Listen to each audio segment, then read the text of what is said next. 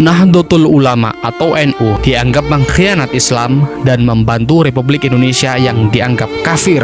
Mereka menghukum warga yang tidak sepakat dengan Darul Islam.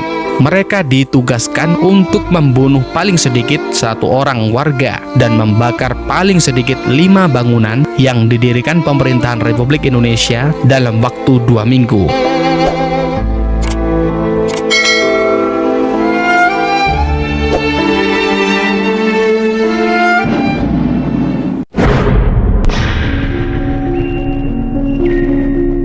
Sepulang dari Bandung menuju Jakarta, Kiai Idham Khalid, Ketua 1 PBNU, menginap di Puncak. Tiba-tiba, gerombolan DITII menembakinya dari arah perbukitan.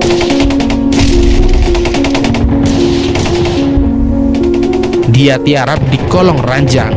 Untungnya, segera datang bantuan tentara dari Cipanas.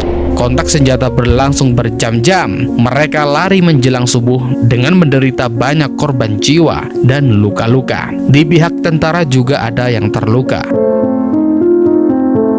Bukan hanya itu, kekejaman penggagas Darul Islam ini juga dialami Kiai Idham Khalid ketika naik kereta api menuju Jawa Timur.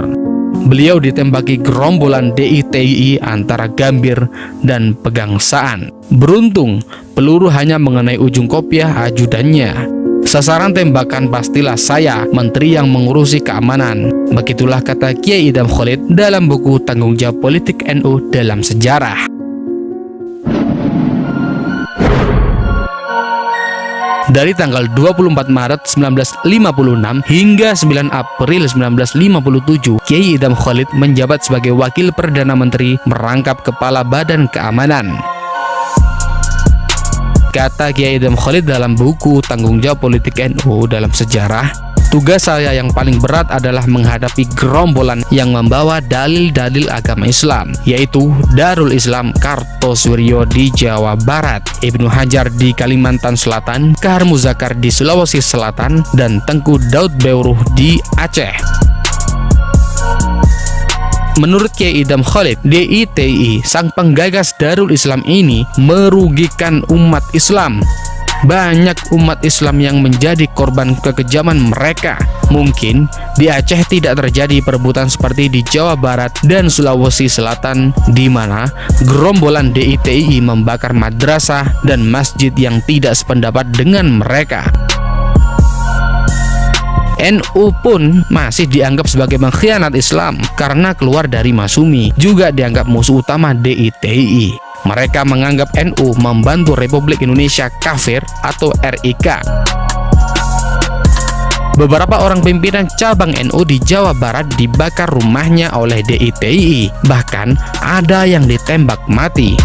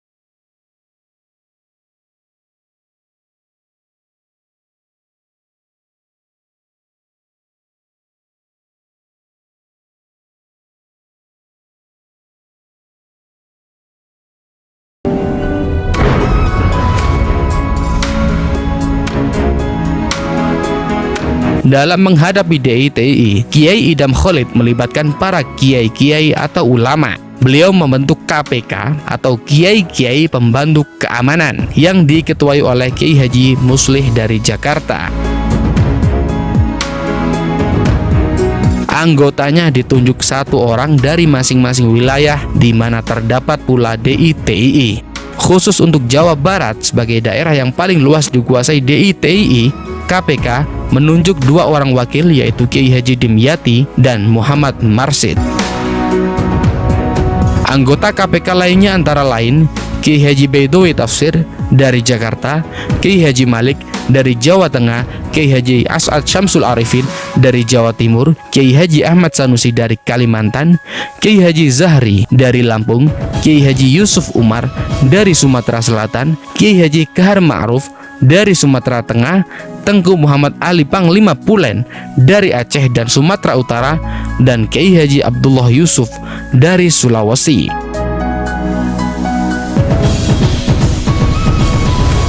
Mereka dengan sungguh-sungguh melaksanakan panggilan kewajibannya sebagai seorang Islam dan warga negara untuk berbicara dengan rakyat tentang kesadaran mematuhi ajaran agama dan hidup bernegara. Mereka melakukan kegiatannya melalui pengajian atau kegiatan lainnya.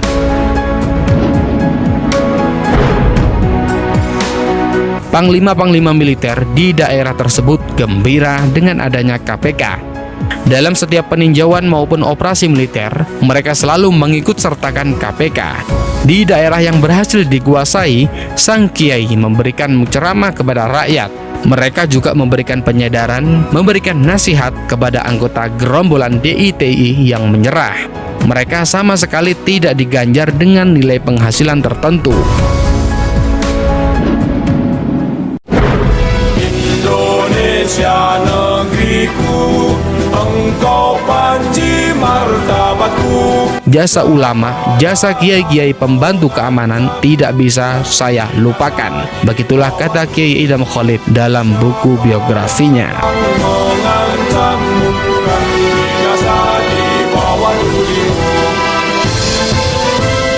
Itulah kekejaman dan teror DITI terhadap NU. Bagaimana Anda memaknai peristiwa ini? Salam mata hati pemuda, salam jas merah.